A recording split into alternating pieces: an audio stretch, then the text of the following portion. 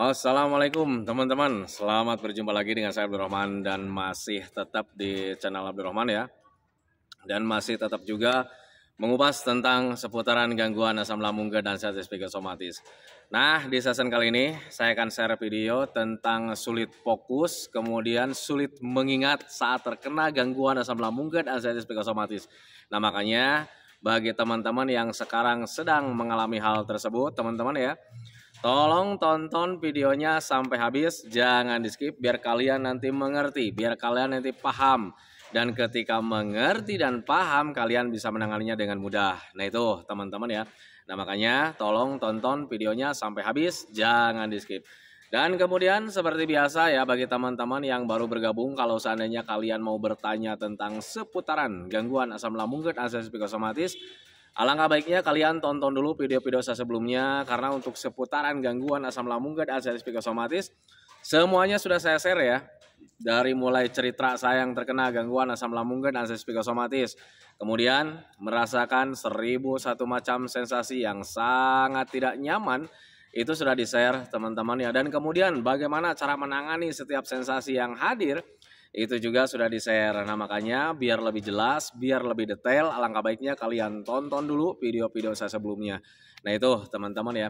Dan kemudian bagi teman-teman yang baru bergabung juga, seperti biasa juga, kalau seandainya kalian belum subscribe channelnya, mohon videonya itu di subscribe dulu, karena untuk subscribe itu tidak memerlukan biaya, tidak memerlukan pendaftaran. Jadi subscribe itu adalah hal yang sangat mudah sekali bagi teman-teman lakukan ya. Jadi teman-teman itu cukup memijit saja tulisan subscribe, biar kenapa? Jujur ya, biar videonya itu cepat berkembang dengan baik. Dan kalau seandainya videonya itu berkembang dengan baik, sudah barang tentu itu akan menambah semangat tersendiri buat saya untuk terus nge-share tentang seputaran gangguan asam lambung dan status psikosomatis ini terhadap kalian. Kemudian yang lebih penting dan yang lebih utamanya, tekan juga tombol lonceng sama tombol like-nya ya, biar kalian itu dapat notifikasi atau pemberitahuan video saya yang terbaru. Karena saya itu akan terus nge-share tentang seputaran gangguan asam lambung dan status psikosomatis ini terhadap kalian, dengan tujuan semoga saja videonya itu menjadi wasilah atau jalan keluar bagi kalian yang sedang mengalami gangguan asam lambung dan status psikosomatis hingga membaik ya, apalagi sampai sembuh total. Amin ya robbal alamin. Ya minimal hanya memberikan motivasi saja, atau lebih minimalnya lagi hanya sekedar menemani kalian yang sekarang sedang merasakan tidak nyamannya dari gangguan asam lambung dan status psikosomatis. Nah itu teman-teman ya. Nah kembali lagi ke topik utama teman-teman ya. Untuk orang-orang yang terkena gangguan asam lambung dan status psikosomatis, sebetulnya untuk sensasi itu sangat banyak sekali teman-teman ya. Dari ujung rambut sampai ujung kaki ada aja yang dirasa teman-teman ya. Nah makanya untuk orang-orang yang terkena gangguan asam lambung dan status psikosomatis itu selalu mengatakan bahwa sensasi aslam itu adalah 1001 macam sensasi. Nah itu teman-teman ya, karena ya saking banyaknya gitu teman-teman. Dan kemudian ketika saking banyaknya sering gonta-ganti ya, setiap harinya sering gonta-ganti, bahkan tiap mingguannya itu sering gonta-ganti terus begitu lama, akhirnya membuat kita tidak nyaman teman-teman ya.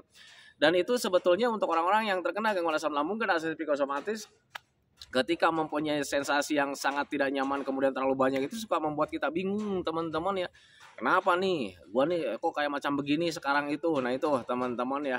Dan ketika kebingungannya tidak terjawab teman-teman ya, akhirnya berpikirnya itu kemana-mana ya, tentang penyakit yang berbahaya lah, tentang mendekati kematian lah, dan akhirnya bisa menimbulkan kecemasan juga. Nah itu teman-teman, makanya untuk orang-orang yang terkena gangguan asam lambung dan status psikosomatis harus bisa memahami bahwa setiap orang yang terkena gangguan asam lambung dan status psikosomatis itu sensasinya sangat banyak gitu teman-teman. Tetapi kalau dikatakan jumlahnya, kalau pengen disebutkan jumlahnya gitu teman-teman ya, itu semua orang itu pasti berbeda teman-teman. Tetapi ya kalau misalkan kita dibandingkan dengan gangguan yang lain, gangguan asam lambung dan status psikosomatis itu sensasinya yang paling banyak teman-teman. Dan makanya orang selalu bilang itu dari ujung rambut sampai ujung kaki itu pasti ada.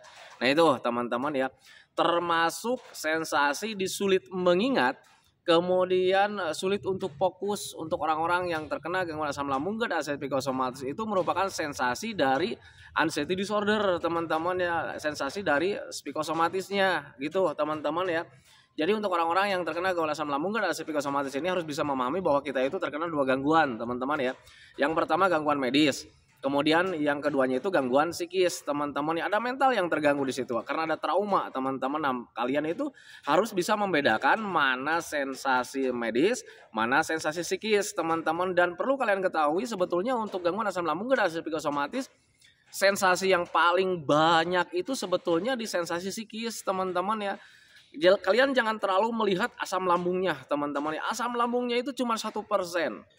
99% itu ada di mindset kita, teman-teman ya, ada sensasi di psikis gitu, teman-teman. Jadi setiap hari itu kita itu selalu dipermainkan dengan pola pikir kita yang salah, teman-teman ya. Pola pikir kita yang salah karena memang ada trauma, karena memang ada ketakutan, teman-teman ya.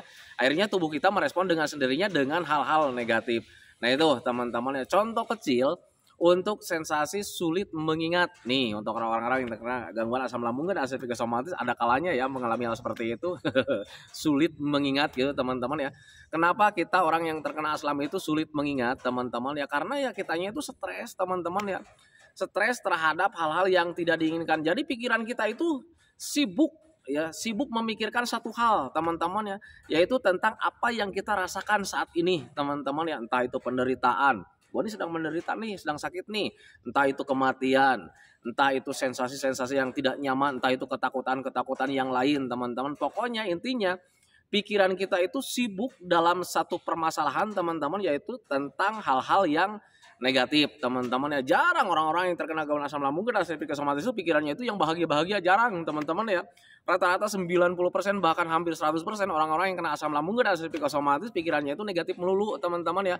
Itu yang saya rasakan dulu saat terkena gangguan asam lambung dan psikosomatis. Jadi ketika saat terkena gangguan asam, ketika belum membaik 100%, ketika belum membaik sembuh total gitu, teman-teman ya, pikirannya itu tidak pernah berpikir hal-hal yang menyenangkan, teman-teman. Yang mungkin berpikirnya itu wah nanti nih gue ini bakalan bahagia, bakalan begini, bikin rencana ini itu, nggak ada, teman-teman ya. Jujur itu pengalaman saya dulu saat terkena gangguan asam. Nah rata-rata orang yang terkena asam itu berpikirnya itu ke hal-hal yang tidak diinginkan, ke hal-hal yang negatif, teman-teman ya, sehingga itu bisa menyebabkan pikiran kita itu sulit mengingat yang lain, teman-teman ya. Karena kita setiap harinya itu sudah dilatih ya, pikiran kita itu selalu dilatih dengan hal-hal negatif, teman-teman. Sehingga ketika kita berpikir yang lainnya, teman-teman ya, kita sulit mengingat, teman-teman ya. Itu pikiran kita itu terganggu karena setiap hari pikirannya itu selalu terlatih dengan hal-hal negatif. Contoh kecil lah, ketika dulu waktu saya nih, teman-teman ya, ini pengalaman saya pribadi, teman-teman ya. Ketika dulu di rumah itu ada dapat giliran mati listrik gitu, teman-teman ya. Dan kemudian ketika mau beli lilin itu lilinnya habis, teman-teman ya. Istri beli lilin lah ke warung gitu, teman-teman, dan ternyata lilinnya habis ya. Dan kemudian ketika pulang ke rumah itu saya punya ide, teman-teman ya. Udahlah, kita bikin penerangan saja dari minyak minyak goreng bekas gitu, teman-teman ya. Cuman kendalanya tidak ada kapas. Nah itu, teman-teman, nah, makanya saya pergi ke warung niatnya untuk membeli kapas, teman-teman. Jadi ketika dari rumah itu di pikiran ya kita beli kapas gitu, teman-teman. Dan tetapi kita tiba-tiba ya ketika datang ke warung itu, ketika yang punya warung bertanya mau beli apa, itu blank saya, teman-teman ya. Apa ya? Lupa lagi nih. Nah itu, teman-teman, akhirnya saya minta izin sama yang punya warung, tunggu dulu Bu, saya bilang saya nanya dulu nih ke istri ya. Nah itu, teman-teman, kemudian ketika pulang ke rumah itu saya tanya, tadi itu mau beli apa sih sebetulnya, teman-teman ya. Saya bilang ke istri seperti itu, saya tanya gitu, dan akhirnya istri bilang kapas katanya gitu. Dan akhirnya saya mengingat-ingat ya. Saya mengingat-ingat karena ya kejadian sering lupa itu sering, teman-teman ya. Jadi akhirnya yang keduanya saya mengingat-ingat ini mau beli kapas saya bilang gitu, teman-teman. Dan akhirnya ketika ke warung saya bisa, teman-teman ya, untuk membeli kapas. Nah itu, teman-teman, itu salah satu contoh kecil saya pribadi dulu saat terkena gangguan asam lambung dan psikosomatis. Kadang kalau seandainya dulu tidak memahami kalau ini sebetulnya dampak dari stres atau terlalu banyak pikiran, ya kadang membuat bingung juga gitu, teman-teman ya. Kenapa nih sekarang nih gue sekarang sulit fokus, sulit mengingat gitu, teman-teman. Kalau seandainya pikirannya tidak bisa berpikir wajar, tidak berpikir arahnya ke arah sana gitu, teman-teman, bahwa ini dampak terlalu banyak pikiran gitu, teman-teman ya. justru pikiran kita itu selalu berpikirnya itu kemana-mana teman-teman ya. Wah ini jangan-jangan gue mendekati gila nih. Nah itu teman-teman, itu yang saya rasakan dulu saat terkena gangguan asam lambung dan psikosomatis. Dan kemudian ketika berpikirnya itu, wah ini jangan-jangan mendekati gila, wah ini jangan-jangan mendekati gila, tambah takut teman-teman ya. Jadi berpikirnya itu, wah gimana nih dengan anak-anak saya nanti ketika saya gila. Saya tidak mengetahui, saya tidak mengenal dengan keluarga saya. Nah itu bikin cemas teman-teman semuanya. Nah itu teman-teman, itu yang saya rasakan dulu saat terkena gangguan asam lambung dan psikosomatis.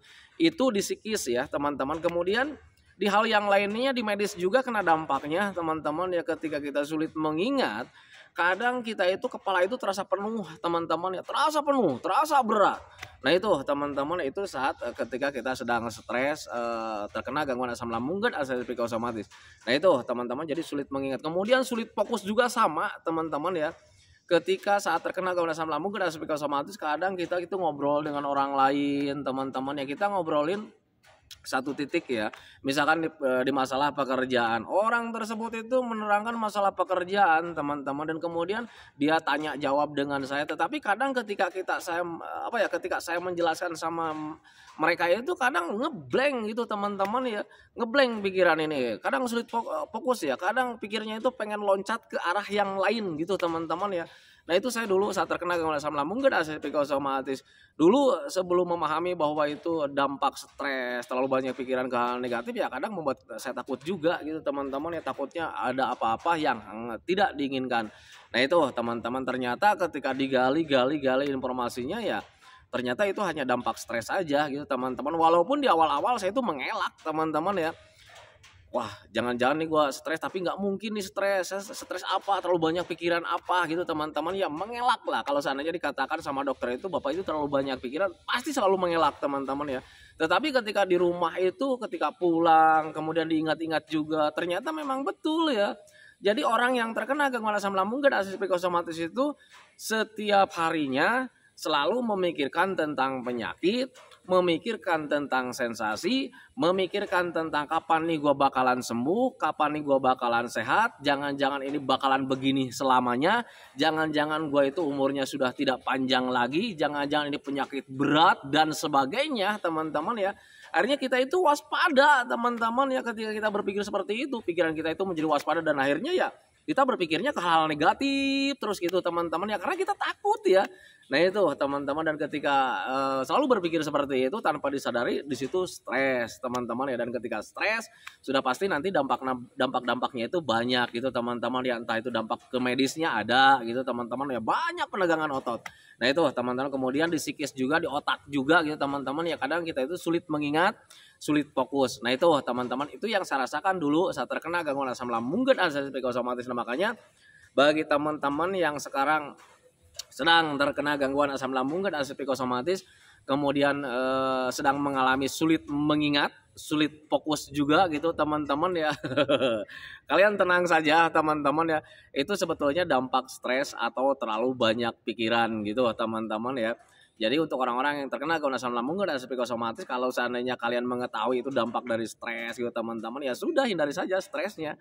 Nah itu teman-teman, tetapi kalau misalnya kalian belum mengenal juga apa benar ini ya, dari stres gitu teman-teman ya, coba tolong ingat-ingat saja gitu teman-teman ya. Dan ini rasanya gitu teman-teman, mungkin dulu kita itu hanya mengenal kata-katanya doang teman-teman ya, lagi sekolah misalkan, lagi keseharian kita mengenal kata-kata stres, terlalu banyak pikiran teman-teman ya.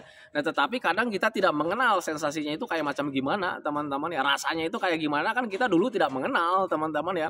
Nah sekarang kalian mengenal kayak macam aneh pikiran kita itu teman-teman. Nah ini rasanya dari ketika kita sedang stres teman-teman ya. Jadi stres di sini itu bukan stres kalian itu mendekati gila, stres gila, bukan teman-teman ya. Kalian itu sekarang stres itu ya karena terlalu banyak pikiran ke hal-hal negatif teman-teman ya. Banyak pikiran ke hal-hal yang tidak diinginkan, sudah pasti nanti pikiran kita itu sibuk ke arah situ melulu gitu teman-teman, dan akhirnya kita itu sulit mengingat, iya, sulit fokus, iya. Nah itu teman-teman, dan sulit mengingat, sulit fokus itu hanya dampaknya saja gitu teman-teman ya, ketika kita sedang stres teman-teman ya. Nah itu, nah makanya pahami saja ke sana. Nah kemudian sekarang solusinya gimana nih? Nah hindari stresnya, tetapi untuk menghindari stres itu agak sulit teman-teman ya.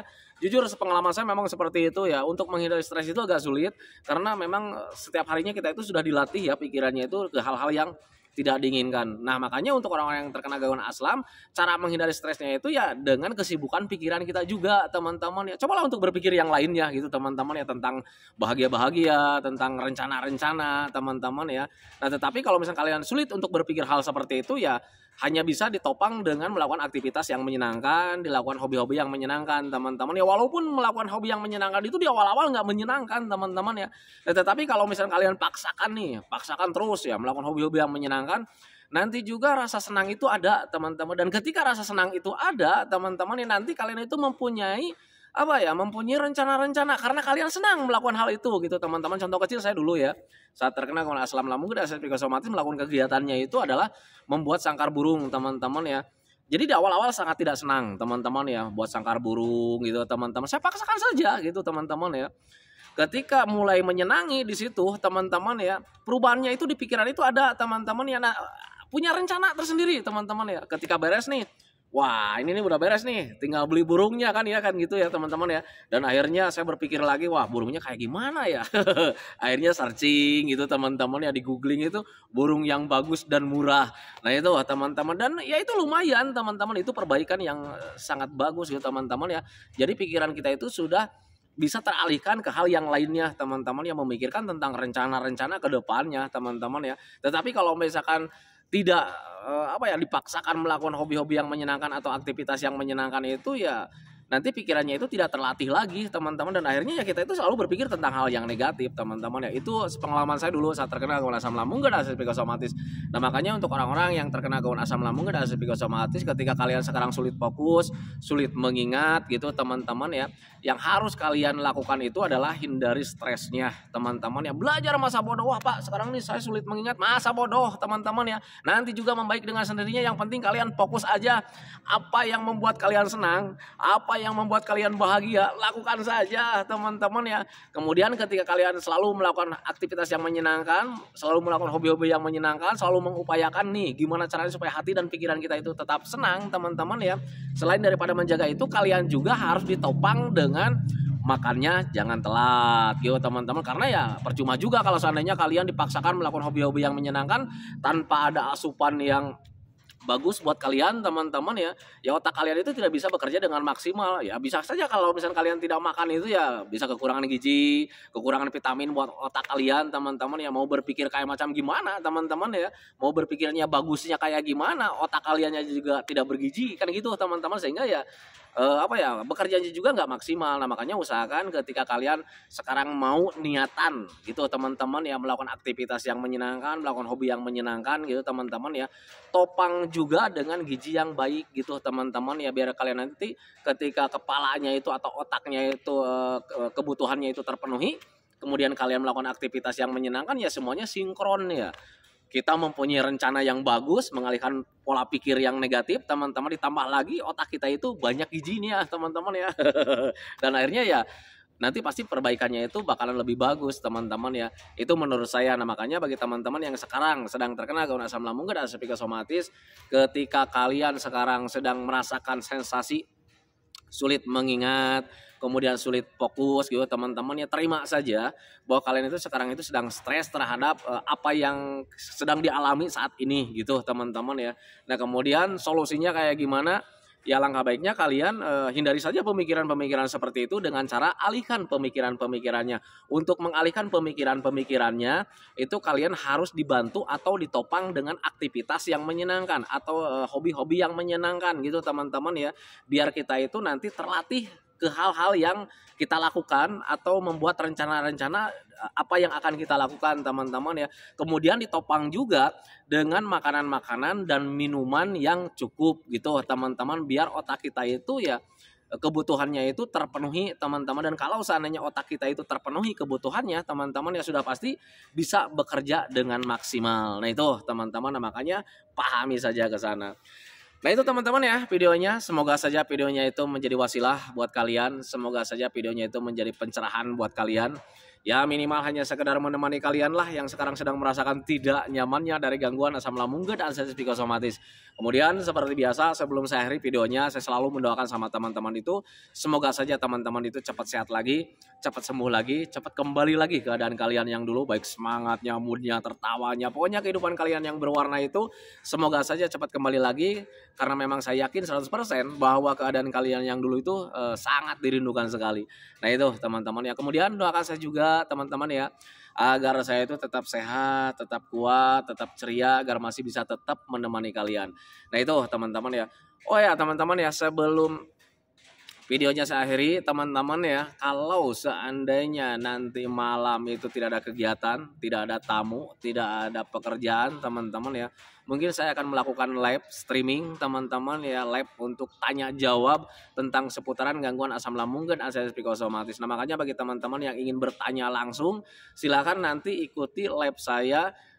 Seharusnya itu di setiap malam teman-teman ya, saya selalu upayakan live-nya itu di setiap malam teman-teman ya. Nah tetapi perlu kalian ingat ya bahwa manusia itu penuh dengan rencana teman-teman ya, kadang terlaksana kadang tidak teman-teman ya. Tetapi untuk saya pribadi tidak terlaksananya itu ya karena memang ada hambatan teman-teman ya karena memang ada tamu seperti itu teman-teman. Karena semenjak saya share video-video tentang seputaran gangguan asam lambung dan sensitif psikosomatis itu banyak sekali orang yang ke rumah yang sharing gitu teman-teman. Jadi sering bertanya lah sepengalaman tentang seputaran gangguan asam lambung dan sensitif psikosomatis, bagaimana cara menangani ini, bagaimana cara menangani itu gitu teman-teman ya. Dan akhirnya live-nya itu sering tertunda, tetapi insya Allah semoga saja nanti malam itu tidak ada kegiatan yang lain sehingga nanti saya bisa live live streaming tentang seputaran gangguan asam lambung dan sensitif psikosomatis. Nah itu teman-teman ya, nah, makanya tetap ikuti channel Abdurrahman, kemudian nanti tetap ikuti live-nya, kalian boleh bertanya di situ, nanti saya jawab sesuai pengalaman saya.